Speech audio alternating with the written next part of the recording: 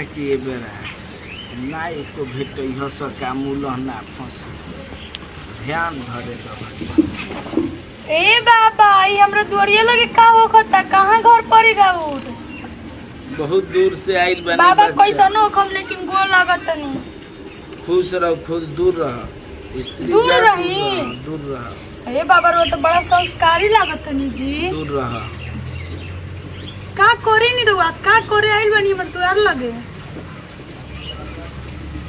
तोरा पर बहुत बड़ घोर दुष्ट आत्मा के प्रकोप बा। आता माँ तो मरद कहेलू कुछ और करेलन कुछ और ऊ तो शुरुए से यही तरह कर रहे बाबा। तारा गाँव में एगो पेड़ बा घर के आगा नु। हाँ नींबू के पेड़ बा नैहर में। हाँ ससुरा में तारा अगल बगल कोनो मुसलमान मेहरारू बिया ना बाबा ये झूठ बोलत नहीं ये झूठ बोलते नहीं मगर बगल में मुसलमान मेहरारू नहीं बिया ध्यान से देख ना क्यों नहीं कि दूसरा बताएं। बात है अपन घर के तीसरा घर देख मुसलमाते के घर हो। हाँ बाबा याद आइल मुसलमान मेहरारू एगो बाड़ी याद रही का बाबा एगो काम तारा करे के पड़ी। कहाँ करे के पड़ी बाबा 50,000 रुपया देबू तो तार पति बची ए बाबा ई का कहत नहीं जी। तो 3 महीना के बाद तोहरो करे हाल मुसलमाते। ए बाबा ऐसे मत कहीं 50,000 हमारा लौका तड़ुए तोरा के यहाँ 2 गो भैंस बा। हाँ तो 12 की 50 अभी घर में 25,000 रुपया बा एगो भैंस बेचाइल बिया पैसा ननद के बियाह करे के बाबा कैसे रो करत नहीं। बियाह तोर मरद के श्राद्ध के रूप में बदल जाइए अगर पैसा न ले का करिए भाई झुमकुआ हटे 20,000 के ले ली है। हाँ जौन गहना गुड़िया बा कुल दे पैसा कौड़ी कुल दे तब तोर मरद बाची नहीं तो ना बाची। भगवान हम का करी खीसू बोलता ये ढोंगा ढोंगी होगी हंसी साधु बुझाते नहीं क्यों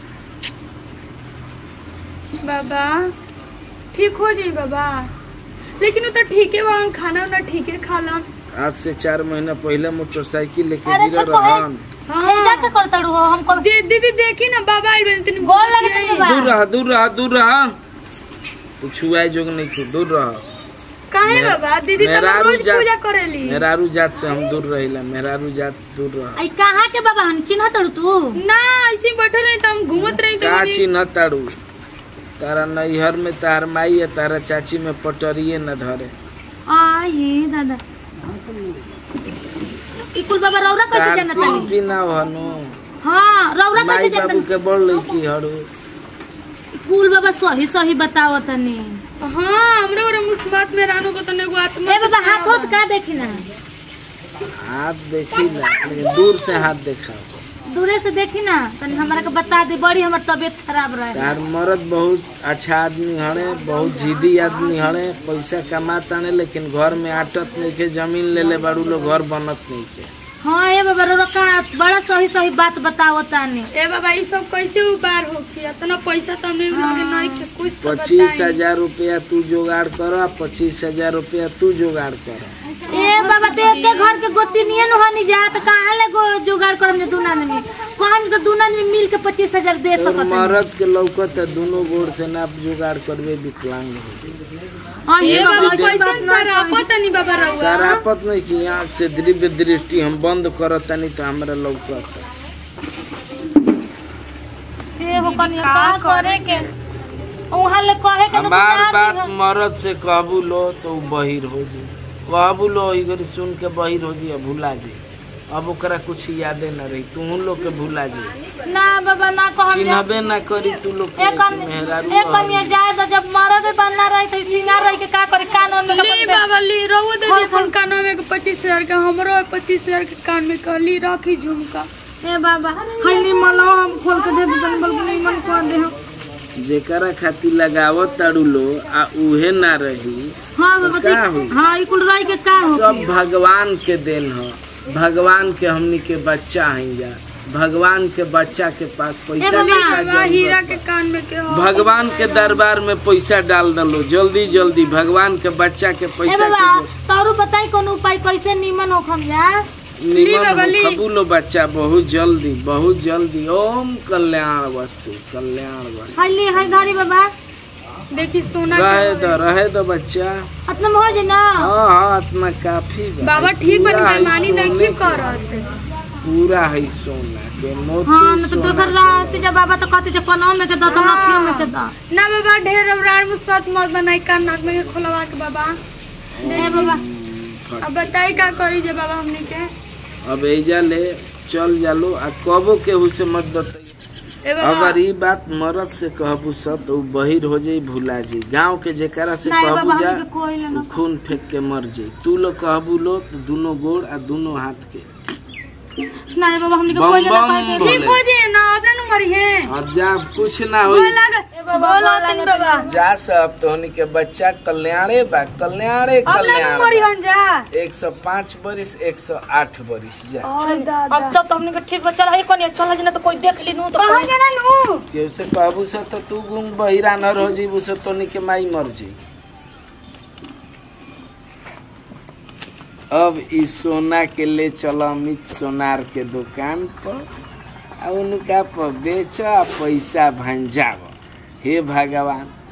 ऐसने मूल्य रोज भेंट कराव हो तो मैं एकदम परेशान कर धर देले पिए में से जो दता मुक्ते रहती आवत रहती ओही में लेवाई मार देती है जे क्या करिएगा मन तो कहता कि बेच बात हटाइए दी अली हो भोइस बारी हां फबू का करता है कमात पसीना निकल जाता भौजी लुटावत ताड़ी होने का कानर में के खोलल के पैसा ऐसा समझ 25,000 रुपया देता है लोग कानी कौन बाबा आई रहे हैं बाबा के 25,000 हां जाके देखा ना कानर में के कुछ नहीं खे जाके देखा कैसे बच्चा कौन बाबा आवे रे का जानी कौन बाबा हमहु नहीं की जान कौन बाबा आ सर्व बाबा कहां बटे चल तो जा तार मेरू मैं धन लुटा दे जब से आइल बिया घर में तब से कुछ न कुछ करवाते रहती है चले दीदी खाना में काम कइला से करिया आदमी हो गइल है के क्या करे रे एगो बाबा हाथ देखनी रुआ पे न बहुत बड़का ग्रह रहे और वहाँ के मंगनी हनु की 50,000 रुपया दो तो रुआ के बचाए खातिर सोचनी है अरे तू का नाम में करे तू का छुपाओ तो भौजी कुछ न देवन जी दिखाओ का तू छुपाओ तो जरूर कुछ नहीं कि कुछ छिपाओ अरे देख आई हो दादा भैया आई हो दादा हम लुट गए नहीं बर्बाद हो गए हे भगवान रोने खातिर तो कोई नहीं आ जा मुआल कर जान ए देवर जी मैं नाम मारी छोटकी के बताई उ कहत रही बाबा ना तो मर जहन जा मर राण हो जे बुझा मुसमात हो जे बुझा कान में खोल पे दे दे कर बुझा तेरा कौन बाबा रहला हमरा से बड़का बाबा हटे हां ए जैसे मत ना करे अपन घर बचावे खातिर तो मेहरारू का से का करे सन अपन पति खातिर का से का करेली सन एगो कान में के त्याग दनिया जे कि और कम से कम गरह कट जी बड़ा भारी गरह रहे और अपना बिना ना कहले कुल चीज अपने से बताओ तो बाबा सब जो घर में ओखेला 6 महीना दिल्ली में गांठ ठठैले रहे तो सारा पैसा कमा के ले रहे हैं तब एकर गहना बन रहे हैं और ई भी तो ओय हो क्या करी देखी रौरे खातिर करनी हमरा के मर जाए तो लेकिन हम पैसा वापस लिया के दे दे हमर जीव तो बाबा के दे देने जाओ कहां कहां बाबा मिली है बाबा को आता पता कैसे दे दल भाई दादा ओ तो आंख हो जे दुआरिया पे बैठा रहनु बताओ लोग लोन तो तोरा अपना घरे ले पैसा मांग दे वाला अपन नैहर से मांग देते हमार पैसा काहे देलावे रे पैसा थोड़ा ना देबे कान में के क्या देलहन कि ना देबो तो तार मरद मर जइहन आउ ना तो कहत नु कोइले कहियो जो कोइले कहियो न तो तार रोम जाइम जा लेकिन आनर तो ना बनी जा जी बहिरो ना बनी जा सुन ते अपन बाबू से अच्छा भाई से पैसा हमार मांग के लिया तो हम घर में फांसी लगा के मर जाए ओए दादा ई का कहते नहीं जी रहुआ ए देवर जी ऐसे मत करी बाबूजी से गम बर्बाद के ले बोलो हम करू ओही ते हम का बात कर लो तो हम तो चला नहीं ना ना देखिए हम जातनी अभी बुढ़ा के चली तो दीदी चल के होया नहीं घूमते कहीं ये दीदी आई देखी आई बाबा तो होइले नहीं खान आई होय का लिखबा कहां बाबा हो बाबा कहां नीचे रहन हां हई का लिखल बा? बाबा सिर्फ एक बार मिलते हैं। हे देवर जी आपका कह जाई। सरवा बाबा रहे, सरवा ढोंगी तो हम लोग के लूट के ले गोला, बर्बाद को किस दिला हमारा के। हमर कितना फेवरेट रहे या के देले रहने। एकरा के मारियो नहीं की सकत में कैसे प्यार जे करी ने। देखी जी हमर देवे के मन ना करत रे, बड़ा सुंदर रहत रे, पहिल का पसंद रहे कि हमरा दिल से पसंद आई रहे। अरे देवर जी जाए दे भैया ले मत गम ना, तो वहां काहे तो हमरा के एको नतीजा ना छोड़ जा। हमरा के घर ले जा, हमरा चक्कर आवत टे, जल्दी हमरा के पकड़ घर ले चलो। ले चलो घरे हमरा के। नमस्कार प्रणाम भैया, हम रउआ सबके भाई मनीष बाबा, काजल शर्मा और सिंपी जी बानी। ई एगो भैया ठग के वीडियो रहला जी, आंख मूद के केहू पर विश्वास करे जो नहीं के। एबरी जानल पहचानल आदमी पर तो विश्वासे लोग निखन करत, तो रउआ ढोंगी पर कैसे विश्वास कर सकिला, चाहे अनजान पर। लेकिन बिना विश्वास के तो नइयो ना चलिए हमारे भैया। तो भैया लोग उतने विश्वास करी जितना काम चल जाए।